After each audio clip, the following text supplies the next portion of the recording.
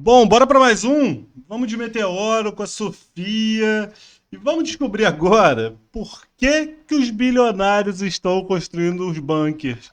Por que será? Por que será, além de destruir o planeta inteiro para acumular seus dinheiros, agora eles estão decidindo construir bunkers? Me parece, que ir para Marte não está sendo uma opção muito viável no momento. Mas vamos ver esse vídeo do Meteoro aí com a Sofia e ver pra onde esse papo vai.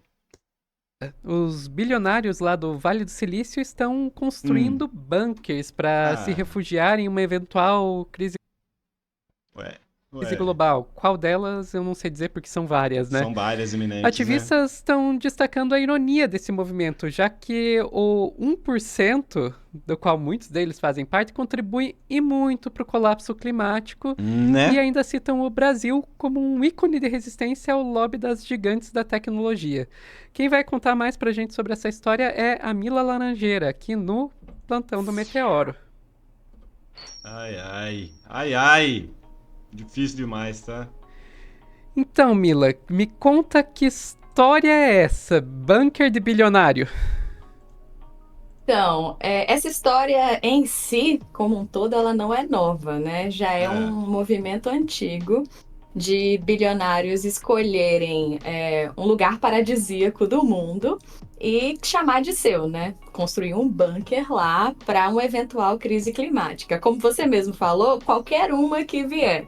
Então, a pandemia de Covid despertou neles de novo esse movimento, né? De onde eu vou me refugiar caso tudo dê errado. Hum. E com a volta dessa notícia, agora que foi revelado detalhes do bunker de mais um bilionário que é o Mark Zuckerberg, tem se falado muito sobre o papel desses próprios bilionários no colapso climático, né? Que é uma das crises Uhum. que estão em mais evidência agora. Então, se você me permitir mostrar esse trabalho jornalístico incrível da Wired, a gente começa aqui o nosso assunto. Sofia, é o layout quadrado, desculpe. Perdão. Isso. Se a gente puder começar aqui dessa notícia da Wired, foi um trabalho assim muito completinho que eles fizeram, porque até então esse era um lugar secreto que ninguém sabia o que tinha. Só sabia Caraca. que era do Zuckerberg e que estava sendo construído alguma coisa lá no Havaí. E a Wired conseguiu levantar documentos da prefeitura que eles cadastraram, né, de como que seria esse complexo que ele está construindo, e descobriu vários elementos que são de um bunker de sobrevivência. Hum. Então, eu acho que os principais pontos dessa notícia, primeiro que eu adoro essa imagem que eles ilustraram, que é um muro de pedra, né, que é o muro Uhum. que cerca a região, e uma placa dizendo propriedade privada, obrigada por não entrar. É uma placa passiva-agressiva. Enfim, né? Né? Beleza. Mas tem dois pontos Caralho, principais. foda. O primeiro é que é um projeto ultra secreto mesmo. Foi difícil deles chegarem nessa documentação do que está sendo construído. Está sendo construído desde 2016 e só agora a gente está ouvindo falar em detalhes. E os próprios funcionários da obra estão comparando com o Clube da Luta. Desculpa. Os funcionários não Ó. podem falar entre si sobre o projeto, Ah, funcionários de nossa. diferentes áreas, e não podem, menos ainda, falar para o público, né, sobre o que está Uhum. sendo Meu construído. Deus do céu. Mas o levantamento de documentos que eles fizeram mostrou que está sendo construído cerca de 12 edifícios, uma mansão do tamanho de um campo de futebol e a Caraca. parte principal, embaixo dessa mansão, é um abrigo. É um abrigo que eles disseram que tem características de bunker, porque a porta é construída de concreto e metal, o espaço todo é autossuficiente em alimento, água. Tipo assim, você pode se refugiar ali e nunca mais sair, supostamente, né? Então, esses foram os detalhes dessa reportagem da Wired sobre o mais novo Foda, bunker né? de bilionário do Vale do Silício. E só para. Eles colocaram duas imagens muito boas, Sofia. Deixa eu só mostrar mais um pedacinho. Eles colocaram uma do lado da outra. Como eu tô com um zoom maior, não dá para vê-las do lado uma da outra. De um lado é uma guarita porque Uhum. o lugar é todo seguro por seguranças, e do outro uma banca de fruta que fica do outro lado da rua. Então ilustra como que ele foi para uma ilha remota, uma ilha de 70 mil habitantes ali na região do Havaí, e está construindo um complexo de mansão Pô, mas no bilionária, Havaí assim, que uma tem coisa muito iminência de vulcão, essas paradas, exagerada, né? Pronto, agora a inteligente. gente pode Risco de voltar tsunami, sei lá, hein? para comentar o seguinte: o que está acontecendo? A gente tem todo esse movimento de se refugiar em caso de colapso climático, de crise, pandemia, essas coisas assim. Agora a E nuclear a também, né? O revista, relógio do fim do mundo chegou a 90 segundos. eu vi isso também, pois é. Tem para escolher, né, qual é o colapso. E a revista Fórum, que eu coloquei aqui dentre as manchetes, ela fez um paralelo que eu achei muito curioso, que é a razão de eu ter trazido essa notícia aqui. Eles trouxeram a fala de um ativista, que ele é um teórico de mídia, igual a Clara, que faz aqui também o Plantão do Meteoro. E ele tem acesso a esses bilionários, né? Ele é palestrante, né? Fala sobre o futuro da tecnologia, de redes sociais. Então ele está muito dentro do grupinho dos bilionários. E a revista Fórum trouxe a posição desse ativista frente a essa popularidade dos bunkers que estão aparecendo por aí. Ele escreveu um livro chamado Sobrevivência dos Mais Ricos. É um livro que eu tenho assim sempre um pé atrás, porque ele fala que é uma história anônima, tal, então eu não sei até que ponto ele fantasiou um pouquinho, mas ele fala justamente sobre como que o 0,01% enxerga o colapso climático. Eles enxergam como algo, assim como tudo, né, que eles precisam se resguardar e não necessariamente salvar a humanidade como um Ué, todo. lógico. Deixa eu mostrar um videozinho dele Óbvio, eles falando, já que vai estão ser fazendo isso, melhor do estão se que eu fudendo pra falar. humanidade antes do mundo Porque colapsar, imagina ele está falando depois. aqui do livro dele que chama Sobrevivência dos Mais Ricos, né? E nesse livro ele introduz falando de uma conversa que ele teve com 5 bilionários sobre o que fazer, né, numa eventual crise. E aí ele falou que essa foi a conversa mais louca da vida dele. É isso que ele está contando aqui. Medo. By this event, because here were the wealthiest and most powerful digital people I had ever been in the same room with, yet they felt ultimately powerless to influence the future. That the best they thought they could do was accept the inevitable catastrophe and then just hang on for dear life. It was as if they thought they could somehow earn enough money to insulate themselves from the reality they were creating by earning money.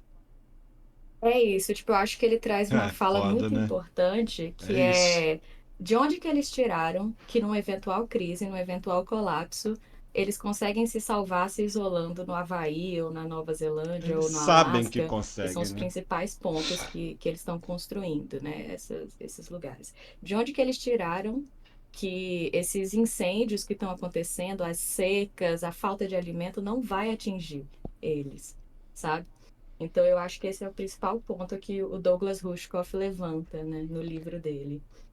É interessante a gente pensar nisso, porque a gente sabe que as pessoas mais pobres são as que estão mais vulneráveis. Isso é um fato que muitos estudiosos aí da justiça climática, muitos relatórios, acho que o De último que chamou tudo. atenção foi De da uma Oxfam, mostram isso, pandemia, né? de Que realmente tudo, as a pessoas mais população mais pobres são as pobre. mais vulneráveis. Agora, dito isso, a crise climática ela pode chegar num ponto a chegar até a prejudicar aí, ou acabar com as nossas cadeias produtivas. E daí, se chega nesse ponto, meu amigo, não interessa quanto dinheiro você tem, a sociedade como um todo vai colapsar. Sei lá, hein? Não tem dinheiro que te Sei salve lá. disso. Não, sociedade colapsar de fato. Mesmo Agora, quem não vá ler o livro do Rushkoff, lê pelo menos o prefácio, porque ele fala justamente isso. Ele fala que ele recebeu perguntas Tipo assim, como é que eu faço para manter a minha autoridade sobre a equipe de segurança, sendo que o dinheiro não vai ter Ah, mais eu tô valor, ligado nessa provavelmente, se a parada. gente falar de um Já vi colapso extremo. uma E parada aí eles sobre isso. É começam a bizarro. viajar, como todo bom bilionário do Vale do Silício, Aham. começam a viajar. Será que a gente vai conseguir ter robôs de segurança e colocar umas IA para gerenciar a comida, para que só eu possa abrir o fornecimento de comida? Então, assim, eles começam a viajar em como que eles vão direcionar a tecnologia que eles estão construindo para se proteger de um eventual levante dessa população que vai ser a mais atingida, né? As populações que não estão no 0,01%, ou seja, todos nós. Então, ele fala na abertura do livro isso. É um pensamento ilusório de que eles podem direcionar a tecnologia contra as pessoas dessa maneira, sabe? Porque vai acabar, tipo, se a panela estourar mesmo, se a panela de pressão esquentar muito, vai estourar, sabe? Então, eles estão nessa crença de que eles vão conseguir fugir. Agora, Uhum. uma última coisa que eu queria mostrar, se você puder compartilhar aqui a minha tela, é em que contexto que eles estão trazendo essa fala. Como a gente sempre vai localizar essas coisas, o papel do Brasil nisso, como que o Brasil se posiciona em relação a isso, essa fala do Rushkoff foi aqui no Brasil, e nessa época saiu um monte de reportagem na Folha, no Globo, sobre as falas do Rushkoff. E eles mencionaram como que o Brasil é um dos principais ícones para esses ativistas globais é, na, nesse ato de resistir ao lobby das Big Tech. Então, eles rememoraram um caso muito antigo, que foi o do Sérgio Amadeu. Sérgio Amadeu era um funcionário público do governo federal, e ele também é um ativista do software livre. O Sérgio Amadeu recebeu uma doação, abre aspas, fecha aspas, da Microsoft, para que toda a infraestrutura do Brasil tivesse que usar Windows, né? Era uma doação para o Brasil conectado, dependente do Windows. E ele falou: olha, a Microsoft é um traficante de drogas. Se a gente aceitar essa doação, a gente vai ficar dependente deles para sempre. Pra E foi lá e sempre. peitou, tomou processo da Microsoft. E hoje ele até hoje é mencionado comumente como um dos principais nomes com poder, né? Estava no governo federal tomando decisão para não permitir que um governo se dobre ao lobby das Big Tech. E aí a gente localiza para o dia de hoje, que é esse debate da regulamentação das redes. O Brasil está mais uma vez tentando avançar, devagar, mas tentando avançar em não permitir que nós, como nação, fiquemos completamente expostos e sujeitos Importante, ao desejo, importante. né, dessas empresas de como moldar o futuro. A gente tem que falar, a gente tem que se posicionar. E começar a desenvolver as E coisas o aqui, Itamaraty está criar tentando núcleos de manter um desenvolvimento diálogo com aqui. as Big Tech, mais uma vez, né, a gente se posicionando em relação ao mundo. Mas até agora a reação das empresas está sendo vou ver e te falo, a gente já conversa Hum, sobre esse negócio aí de regulamentação das redes, né? Basicamente é esse o Isso rolê, aí. assim.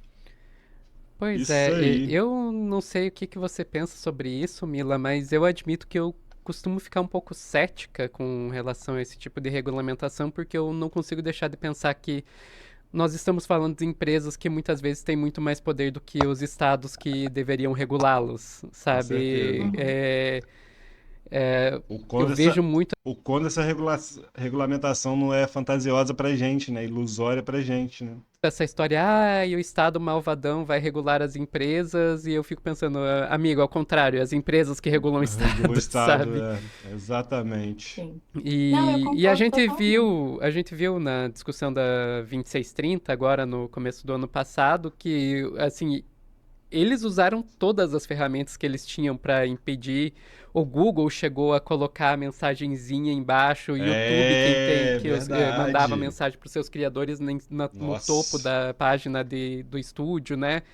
Então, pesado. é algo que é muito difícil combater. Sim, eu concordo. E aí você está criando empresas que têm tanto poder que tem falas como a do Sam Altman da OpenAI, que ele acha que ele vai ganhar tanto dinheiro nos próximos anos que ele vai poder bancar uma renda básica universal nos Estados Unidos, sabe? Uhum. Então ele está querendo fazer um papel de Estado, assim, meio que gerenciar recursos que deveria ser feito pelo Estado, né? E eles querem tomar esse papel de mais importante que o Estado, sabe? Então eu Sim. acho bem preocupante também. E que a São os gente, como novos nação, reis, tem que se né? São os posicionar, novos como a reis. gente costuma. Os novos reis dos reinos virtuais, sacou? Que os braços do cara não estão mais limitados por fronteira, mano. Os braços desses caras, desses reinos, eles alcançam o mundo todo ao mesmo tempo. Isso é muito louco, isso é muito louco. Não existe fronteira mais. A briga pela detenção dos dados, pela detenção de recursos já está em outro nível. Esquece fronteira, esquece fronteira. Para bilionário não existe fronteira. Os caras ficam com medo, globalização, projeto de globalização. É tudo que menos interessa a esses caras, porque para eles já são. Então, essa é a vantagem deles. Eles estão em todos os lugares ao mesmo tempo. Né? O Brasil tem uma história. E aí, na hora de proteger, eles vão proteger só aquele espaço ali que eles se identificam como o seu povo, né? É essa questão dessa renda básica universal, por exemplo, né? De peitar, né, esse lobby das Big Tech. Perfeito, vamos fazer jus a essa fama aí, essa história aí. Tomara. Muito obrigada, Mila. Muito interessante essa abordagem que você fez. Eu vi aí muito por cima essa história aí dos bunkers. E admito que quem eu vi falar disso eram aqueles doidinhos de bairro conspiratório. Então, ver uma pessoa sensata falar Não. sobre isso, eu achei muito gostoso. Legal. Ó, 100% crédito da revista Fórum, que fez uma ponte que eu achei maravilhosa entre bunkers de bilionários e ativistas da tecnologia, falando que a gente tem que peitar esses caras, sabe? Sim, Perfeito, totalmente. perfeito. E se você que está assistindo quiser ajudar o Meteoro a continuar trazendo essas informações, Ajuda seja aí, membro. galera. Ajuda aí. Muito obrigado por Ajuda ver aí. até o final. Tchau, tchau. Tchau, tchau. Valeu, valeu. É isso, né, galera? É isso. Aproveita. Vai lá no Meteoro também, curte os vídeos, assiste, mas curte aqui, compartilha, se inscreve e comenta aí, deixa um comentário, deixa um alô. E é isso. Vamos pro próximo, vamos pro próximo.